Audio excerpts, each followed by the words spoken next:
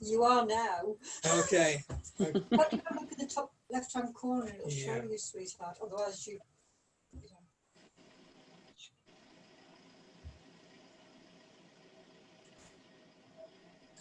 So I feel the love of God within me now. And so today, we don't choose the way we go to him, but we choose to let him come. And with that choice, we rest.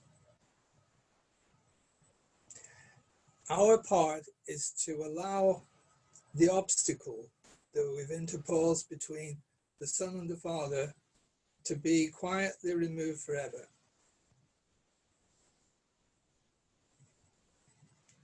So first we must be able to identify that obstacle and then be very clear about how in fact it can be removed. Jesus says in the gospel, no one comes onto the Father except through the Son. And that isn't a restriction or a limitation, it's an invitation. It's an invitation to enter into Christ's consciousness. And that we do when we allow the obstacle to be removed, the obstacle between our brothers and ourselves, the idea that there's a separation, the idea that somehow I am identifying myself and my brother as a physical form, as a body, but it isn't true. That's the grievance. That is actually the Antichrist.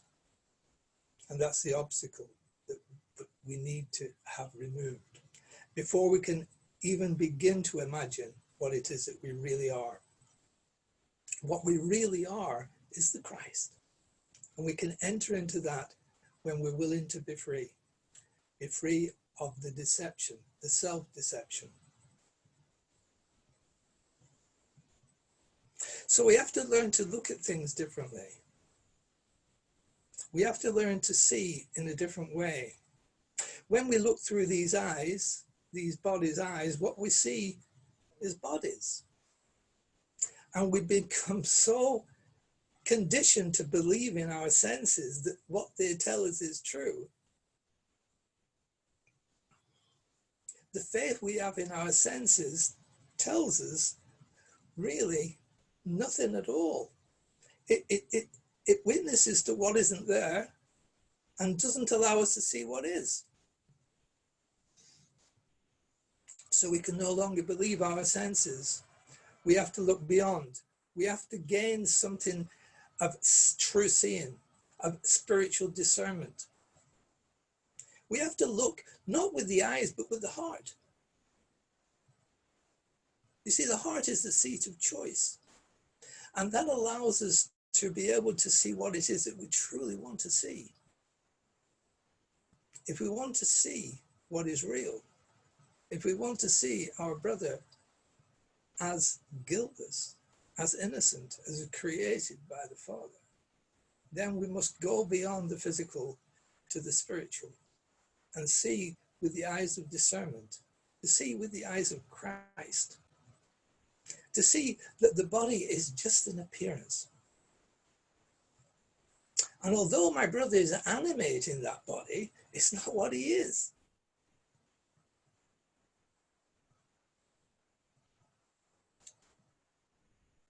Jesus says again in the gospel, judge not by appearances, but by righteous judgment. Righteous judgment. See things the way they really are. Your brother and you are one mind. And that can be seen. It can be seen if the desire is there to see. Because the heart sees what it truly desires. With the help of grace, of course. When we really want to see, it's not just the physical, it's not just what we see through the eyes, it's what is actually happening. What is emanating from this physical form? The good and the evil. Equally unreal, equally without substance or true causation. Aspects of humanness that are fine, but we have to look past them to see what is actually perfect. The Son of God is perfect. And what is emanating from his spiritual reality is the perfection that you are. And to know that perfection is to truly see through the eyes of Christ. If you, as an example, look at a piece of ice, what you see is an appearance. But you know that that appearance isn't what the ice is. The ice is really water in a different form. And if you're thirsty, you know that that form can be changed into a liquid that you can drink. Now, it's the same thing. If you're looking at your brother's body and you're looking at what it is that is emanating from that, from the good and the evil, so there's suggestions that are coming forward, and you realize that that's not what you want to see. You want to see what will feed you, will quench your spiritual thirst. Then you have to desire to go beyond the appearance and the suggestion. If we're willing to do that, then we're willing to ask for a miracle and to receive a miracle.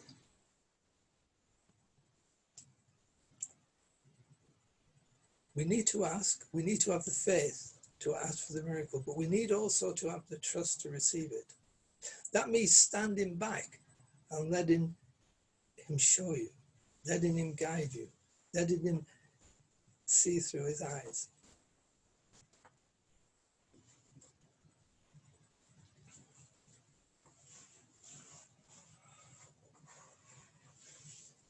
So first we forgive. That means we let go of the grievance. The grievance is, this is what it is that I'm seeing as my brother, a body.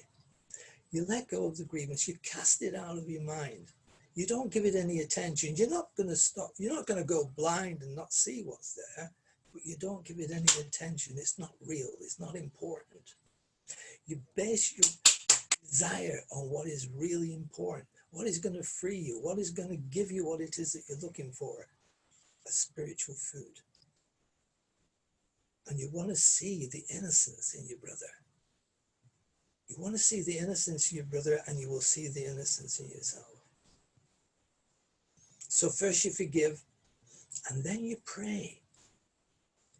That lifts you in consciousness to meet the miracle, to allow the grace of God to come flowing through you and allow you to see what is really there. So first we forgive, and then we pray, and then we're healed. So this is the way the Course explains it. It's beautiful in that lesson. It says, simply do nothing. Simply be still and lay aside all thoughts of what you are and what God is, and all concepts you have learned about the world, all image you hold about yourself, of good or bad, of everything it thinks is either true or false, of every thought it judges worthy, and all the ideas of which it's ashamed. Hold on to nothing. Do not bring with you one thought the past has taught. Hold on to nothing, and hold on to not one belief you have learned about anything. Forget this world. Forget this course, and come wholly empty-handed unto your God. We believe that to love our brothers